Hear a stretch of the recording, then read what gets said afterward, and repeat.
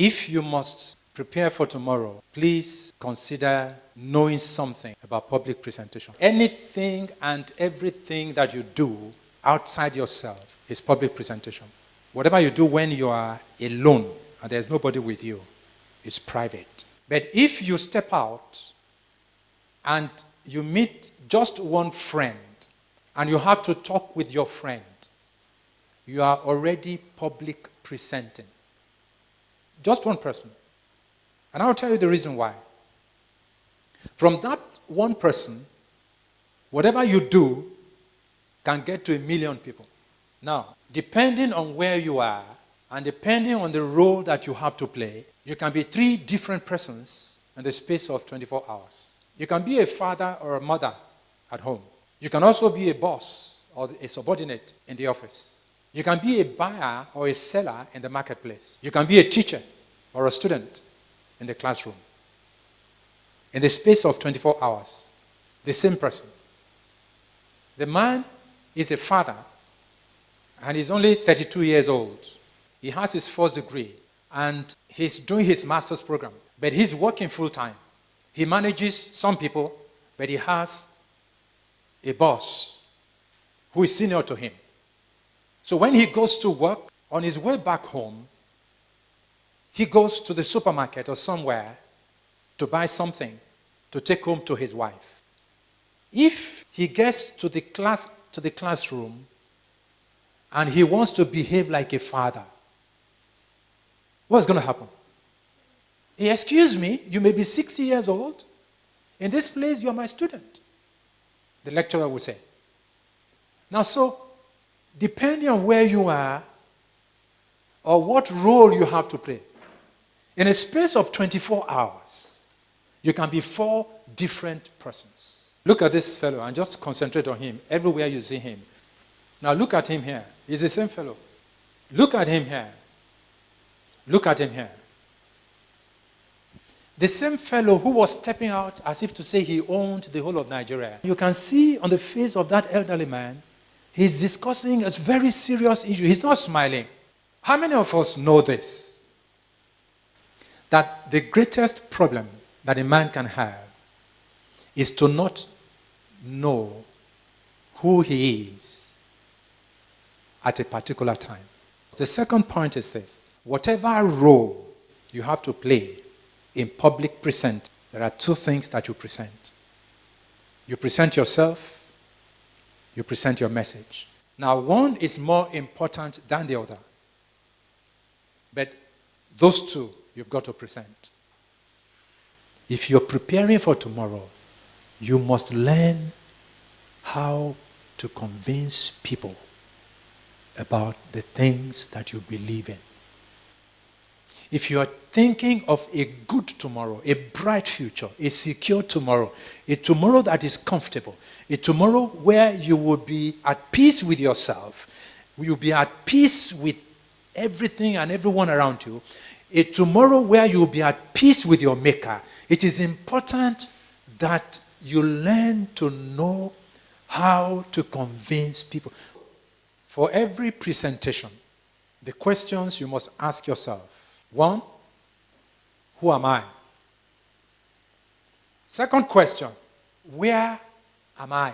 If you are not careful to quickly know how to sort things out in your mind, you forget where you are. The third question, who is my audience? Are you talking amongst your friends that you went to school together?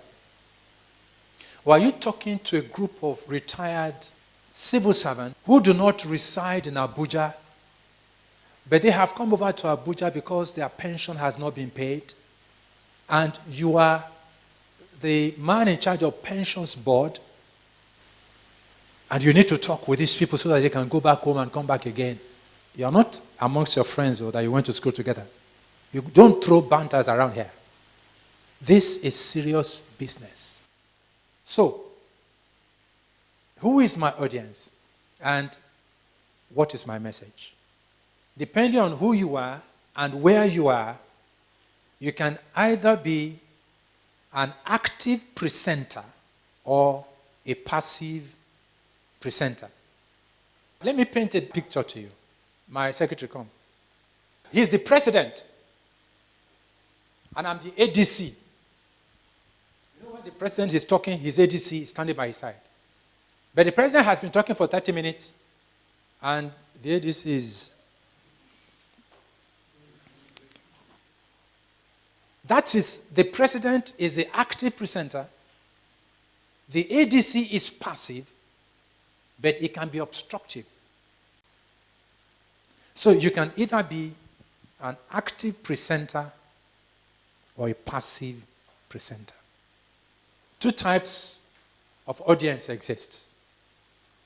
A willing audience and an unwilling audience. I consider you a willing audience because we asked that you should come and you have come.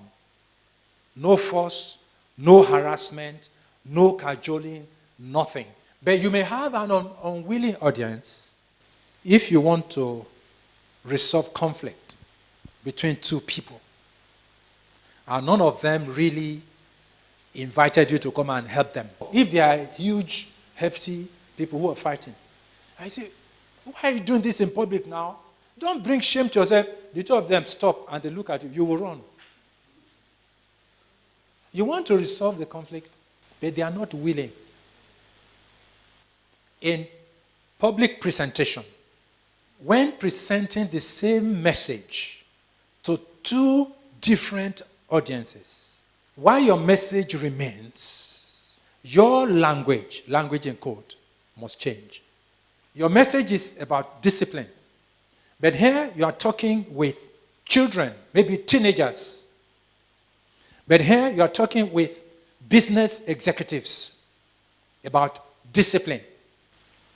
You can take discipline in this area to anything that has to do with financial management, personnel management, industrial dispute, whatever. You cannot be talking about industrial dispute to children. Your language must understand the peculiarity of your audience. Our world, in every sense of it, is about how many people you can take along with you as you go. Simple explanation. Think about it in whatever aspect of life. Now, it is your responsibility to convince your audience of your value and your worth. Now, what I mean by that, what you are convinced about, it is your responsibility to convince your audience about it. We'd like you to live with this.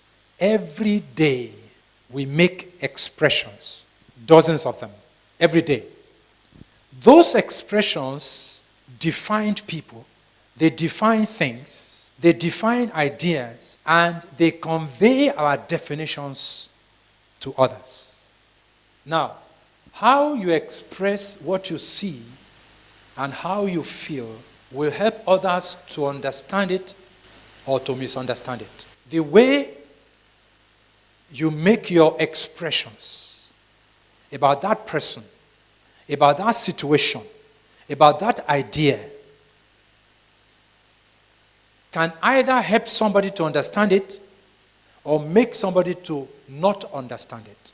It can be a tragedy that you know something that is very positive and very good, that you have something that is genuine and that can be useful to other people, but you don't know how to present it.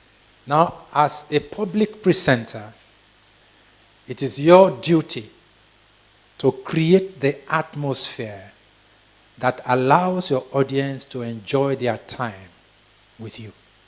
The question then will be, how do we create the atmosphere? That's a whole lot. Trainings upon trainings.